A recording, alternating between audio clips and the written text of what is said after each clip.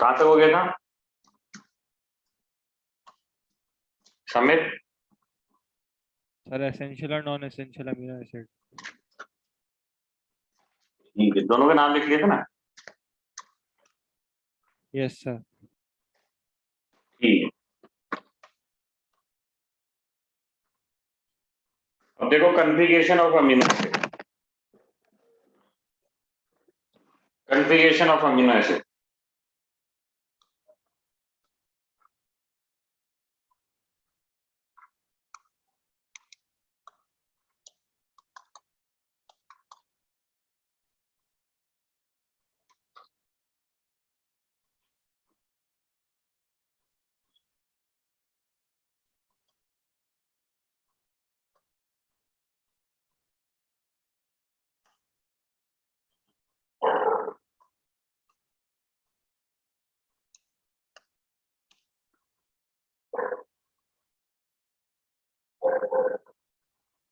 Configuration of amino acid, इनका जो configuration होता है वो एल कन्फिगरेशन होता है। ग्लूकोज, जैसे ग्लूकोज में लिखा था ना डी होता है ना, वैसे अल्फा अमीनो एसिड का एल कन्फिगरेशन होता है। एल कन्फिगरेशन का मतलब ये होता है कि ये जो NH2 लगा हुआ है यहाँ,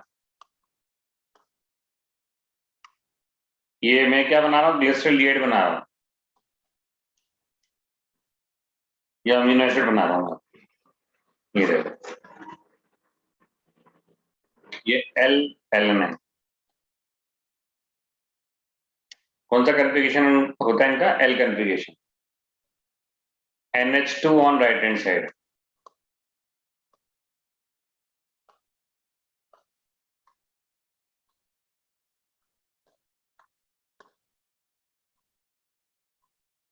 NH2 on right hand side. ये NH2 अगर राइट हैंड साइड पे है तो डीकन्फिगरेशन होता है NH2 on left hand side. Left कर लेना इसको, तो क्या हो जाएगा? एल हो जाएगा। और ये अमीनो एसिड एल में मिलता है। क्या ग्लूकोज में बताया था ना आपको, वो OH राइट हैंड साइड पे होता है, तो डीकन्फिगरेशन बताया था। Yes sir.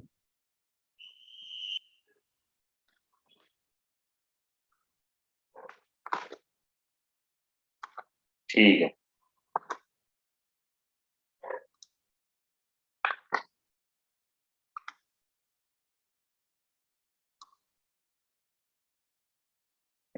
तो अमीनो एसिड जो अल्फा अमीनो एसिड है जो कि प्रोटीन बनाते हैं, ये अल्फा और लगा था।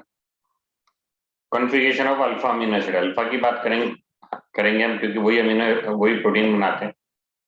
अल्फा अमीनो एसिड ही प्रोटीन बनाते हैं, हम उन्हीं की बात करते हैं। हमें तो प्रोटीन से मतलब है, और अल्फा अमीनो एसिड से मतलब है। बीटा बीटा से हमें कोई मतलब नहीं।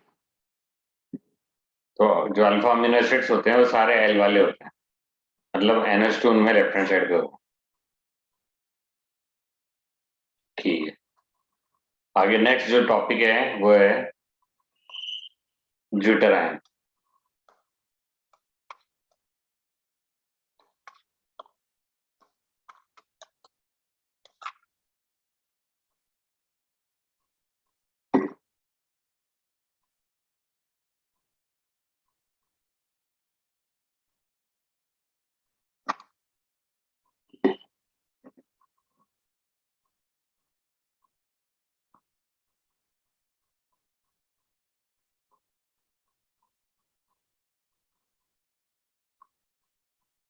ज्यूटर आयन, ठीक है ना। अब इसमें क्या होता है, इन एक्वस मीडियम,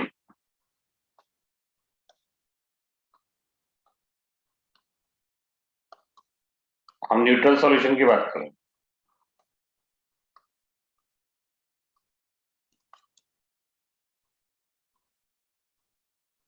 जो कार्बोक्सिल ग्रुप है वो क्या कर सकता है, न्यूट्रल सॉल्यूशन में क्या कर सकता है, एक्वस मीडियम में जो कार्बोक्सिल ग्रुप है वो एक प्रोटॉन को लूज कर सकता है। साथ ही साथ जो NH2 ग्रुप होता है वो क्या कर सकता है, एक प्रोटॉन को गेन कर देता है। ठीक है, जिसके कारण क्या होता है, कि एक डाइपोलर आयन बनता है जिसे ज्यूटर आयन बोलते हैं। ये न्यूट्रल होता है लेकिन इसमें बहुत पॉजिटिव और नेगेटिव चार्ज होता है। जैसे ये है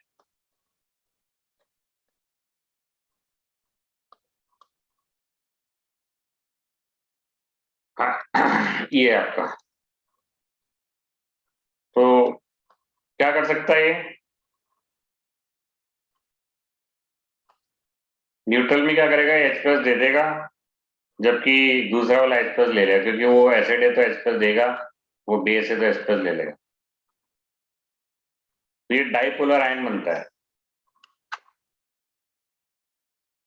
डाइपोलर आयन का मतलब इसमें दो पोल्स होते हैं और ये आयन क्या कहलाता है, ज्यूटर आयन। कहाँ हो रहा है, एक्वस मीडियम में न्यूट्रल सोल्यूशन।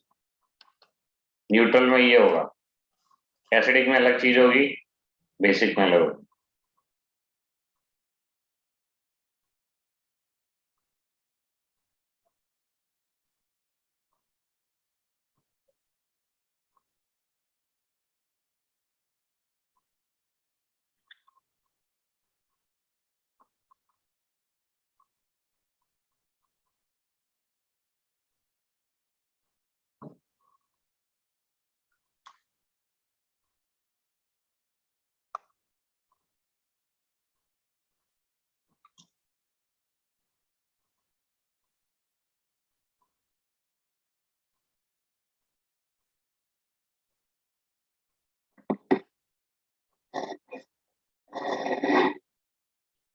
ठीक है।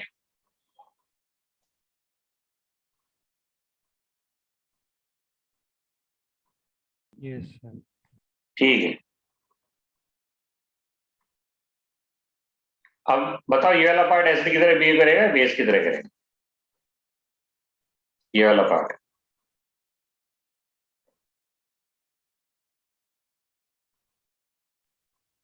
बेस। अरे बेस की तरह कैसे करेगा, H प्लस दे सकता नहीं वाला,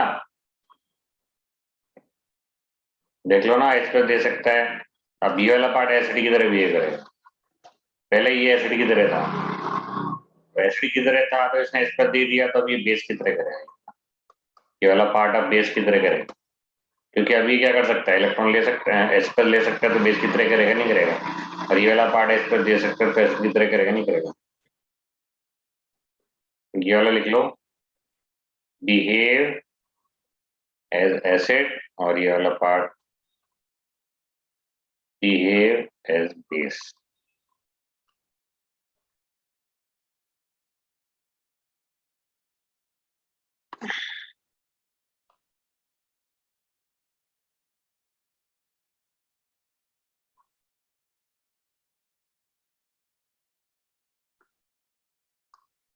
ठीक है,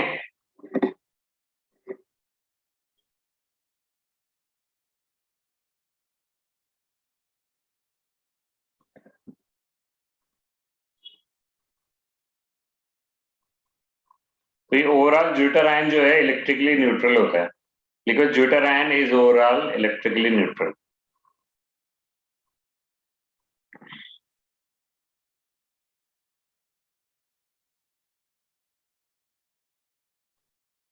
zwitter ion is overall electrically neutral.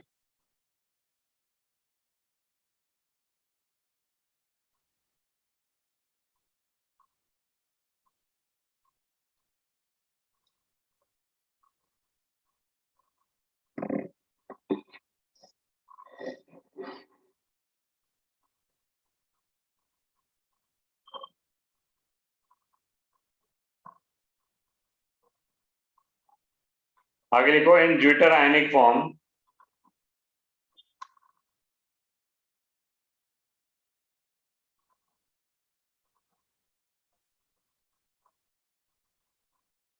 amino acids show amphoteric behavior। In zwitter ionic form, amino acids show amphoteric behavior।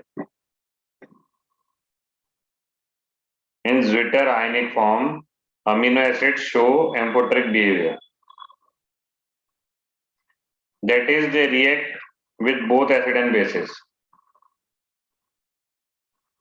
क्योंकि एक पार्ट एसिडिक है, दूसरा पार्ट बेसिक है, तो एसिड है तो बेसिक से रीड कर सकता है, बेस है तो एसिड से रीड कर सकता है। ज्विटर आयनिक फॉर्म कहाँ मिलता है, उसको कहाँ देखने को मिलता है, सॉल्यूशन। ठीक है, अब देखते हैं साहब इन एसिडिक मीडियम में क्या होता है, कौन सा फॉर्म देखें एसिडिक मीडियम में, देखें क्या होता है अमीनो एसिड के साथ। तो अगर जैसे ही जो आपका न्यूट्रल मीडियम था उसमें जैसे ही आप क्या करोगे, एसिड डाल दोगे, मतलब मीडियम एसिडिक कर लोगे, तो क्या हो जाएगा, आपने मीडियम एसिडिक कर लिया। वो जो न्यूट्रल सॉल्यूशन था उसमें एसिड डाल दिया आपने, मतलब मीडियम एसिडिक कर लिया, तो क्या हो जाएगा, ये एच प्लस यहाँ जाके लग जाएगा।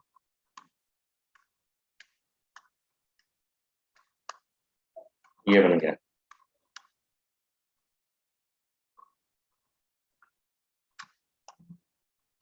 तो ये एसिडिक मीडियम में ये कैटायन की फॉर्म में एग्जिस्ट करता है, डायपोलर आयन की फॉर्म में नहीं करेगा, किसकी फॉर्म में करेगा, कैटायन की फॉर्म में। तो इलेक्ट्रिक फील्ड में कहाँ मूव करेगा, कैथोड पे, एनोड पे, कैटायन जाता है कैथोड पे, move towards cathode.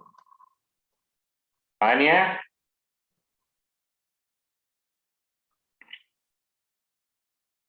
Yes sir.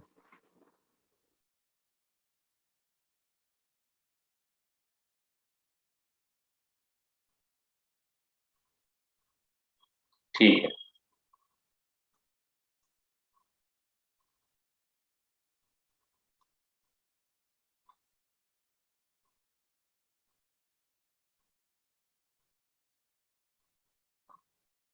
ठीक है, अब बेसिक मीडियम में क्या होगा,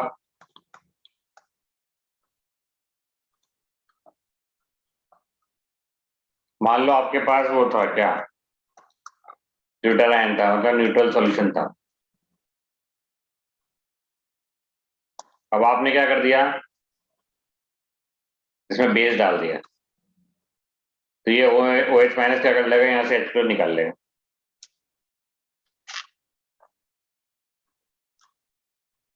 ठीक है ना, एच प्लस निकाल लेगा तो फिर क्या हो जाएगा,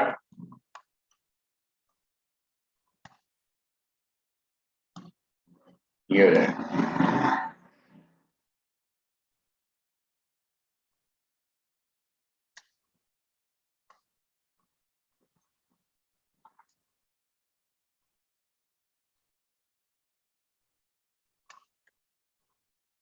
एग्जिस्ट एज एनायन,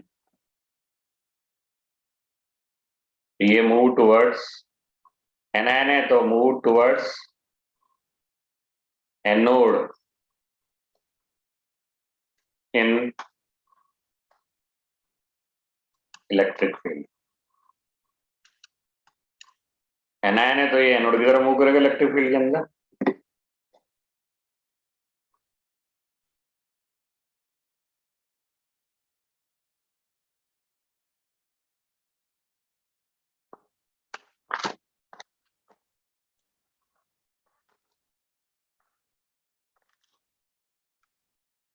ठीक है ना,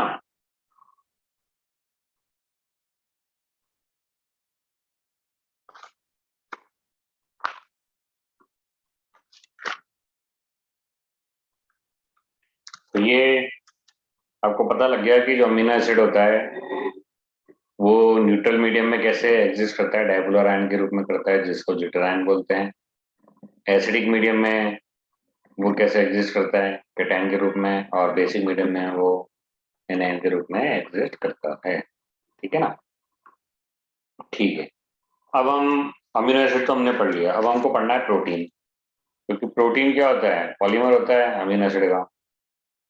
अब हमें पढ़ना है protein.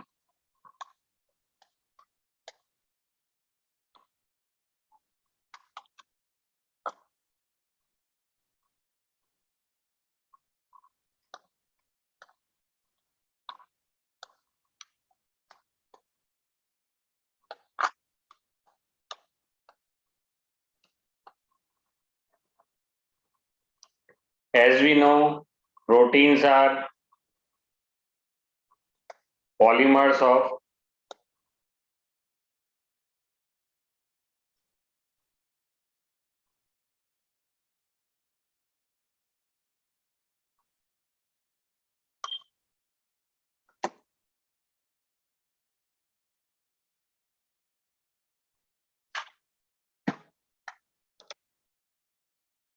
Proteins are polymers of alpha amino acid. Protein क्या होता है? अल्फा अमीनो एसिड का पॉलीमर होता है।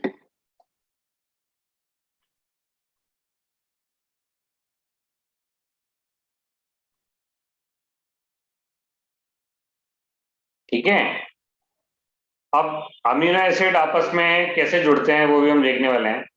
जैसे ये आपका कोई अमीनो एसिड है,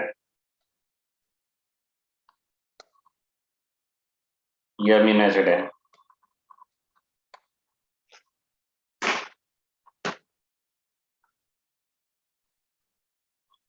ठीक है, और ये दूसरा अमीनो एसिड है साहब,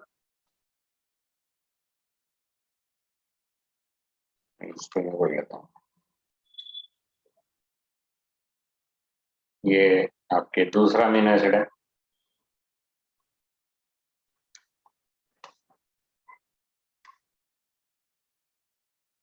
तो क्या होगा कि इसका OH और H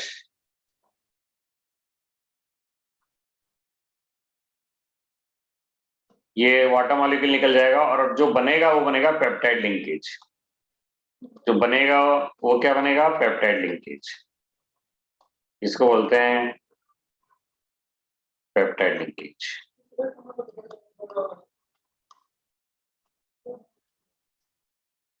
ये आपका peptide linkage. Peptide linkage actually में एमाइडिक लिंकेज है, देख लो, CONH2 वाला लिंकेज है। ये आपका पेप्टाइड लिंकेज हो गया।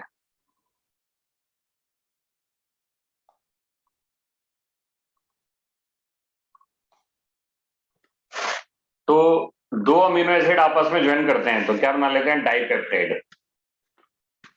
अगर 100 से ज्यादा कंबाइन करते हैं आपस में लीनियरली, जैसे ये इसका OH इसके H से, फिर आगे का OH है तो फिर वो है NH2 का H आ जाएगा, फिर इधर समझ रहे हो ना बात आप? अगर 100 से ज्यादा अमीनो एसिड आपस में कंबाइन कर लेते हैं तो फिर वो जो पेप्टाइड चेन है वो क्या कहलाने लग जाती है? प्रोटीन। तो लिखो आप एक बार।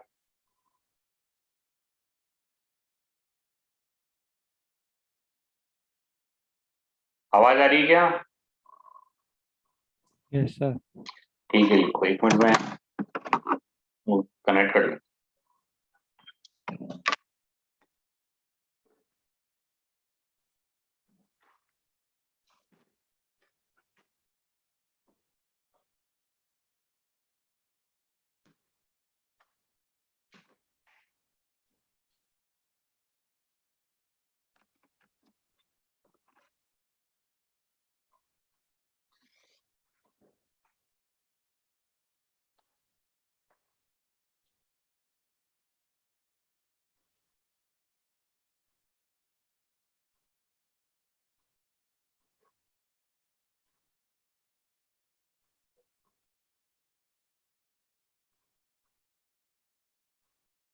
ठीक है ना? As we know proteins are polymers of alpha amino acid.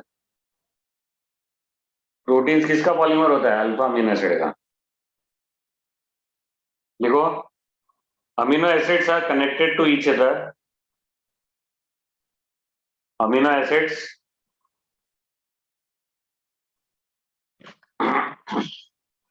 are connected to each other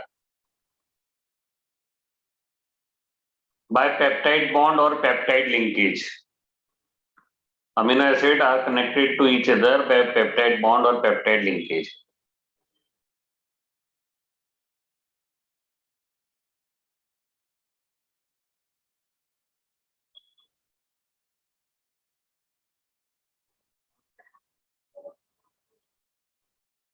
ठीक है,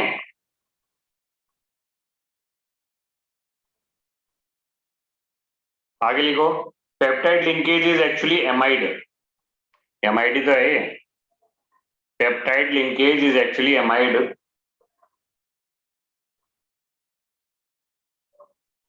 Peptide linkage is actually amide formed between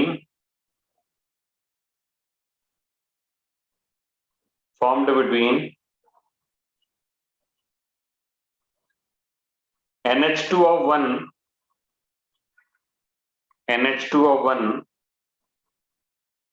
and COOH of other amino acid.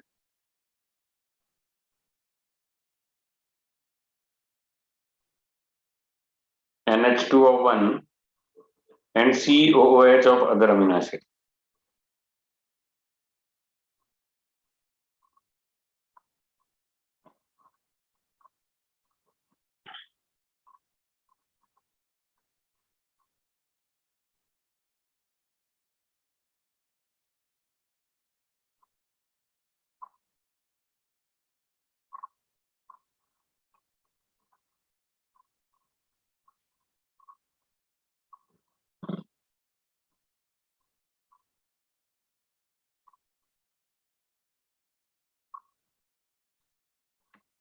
NH2O1 and COH of other amino acid.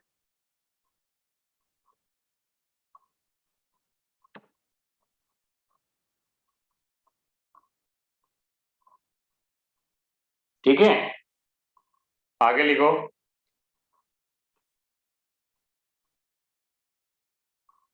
To amino acid combine होके dipeptide बनाते हैं, वही peptide linkage से क्या बनाते हैं, dipeptide, die PEPTID।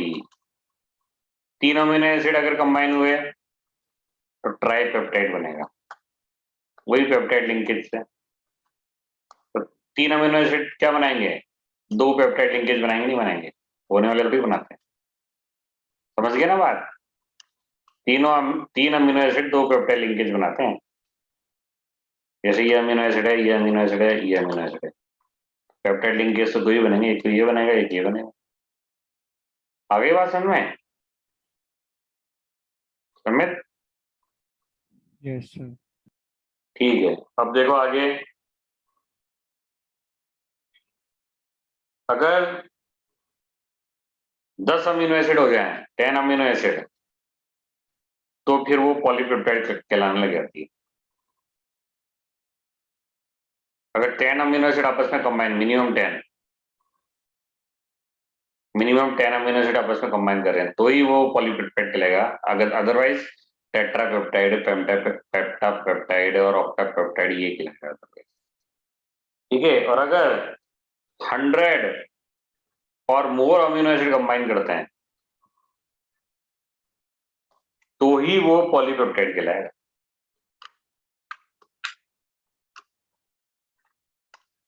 100 amino acid होने चाहिए कम से कम, तभी, सॉरी, 100 और मोर अमीनो एसिड आपस में कंबाइन करेगा तो ही वो क्या कहलाएगा, प्रोटीन कहलाएगा। प्रोटीन में कम से कम 100 अमीनो एसिड होते हैं। लेकिन इसके एक दो एक्सेप्शन भी है। देखो एक्चुअली में बात ये होती है कि वो एक स्पेसिफिक, हर प्रोटीन एक स्पेसिफिक फंक्शन करता है, तो वो स्पेसिफिक फंक्शन से मतलब है कि अगर मान लो 500 भी है, 500 अमीनो एसिड भी आपस में कंबाइन कर रहे हैं और वो एक स्पेसिफिक फंक्शन नहीं कर पा रहे हैं, तो वो फिर प्रोटीन नहीं कहलाएंगे। एक स्पेसिफिक फंक्शन करे वो, जैसे या तो जो भी काम करना है उसको अपनी बॉडी में वो करे, ठीक है ना। जैसे यूजुअली जो प्रोटीन होता है ना, उसका मॉलिक्यूलर वेट जो होता है ना, वो 10,000 से लेकर लाखों तक होता है, ठीक है ना। जैसे जरूरी नहीं है कि 100 अमीनो एसिड आपस में कंबाइन करें, कम भी हो सकते हैं, लेकिन एक स्पेसिफिक फंक्शन करना चाहिए। जैसे इंसुलिन है, इंसुलिन जो आपके अमीनो एसिड है, insulin has 51 amino acid. Insulin में क्या होते हैं, 51 अमीनो एसिड होता है, एक प्रोटीन होता है। इसका काम क्या होता है, जो ब्लड शुगर को मेंटेन रखता है। जैसे जिसके इंसुलिन की कमी हो जाती है ना, उसके क्या हो जाती है, डायबिटीज हो जाती है ना। तो ऐसा नहीं कि इसमें 100 अमीनो एसिड है, 51 ही है, फिर भी एक स्पेसिफिक फंक्शन को काम कर रहा है, इसका एक स्पेसिफिक फंक्शन है, इसलिए ये प्रोटीन कहलाता है। यूजुअली तो क्या होते हैं, 100 या ज्यादा अमीनो एसिड होते हैं, लेकिन एक आध एक्सेप्शन भी है जिसमें कम होते हैं, 100 से भी कम होते हैं, लेकिन फिर भी ये प्रोटीन कहलाने लग जाता है। ठीक है ना, देख लो।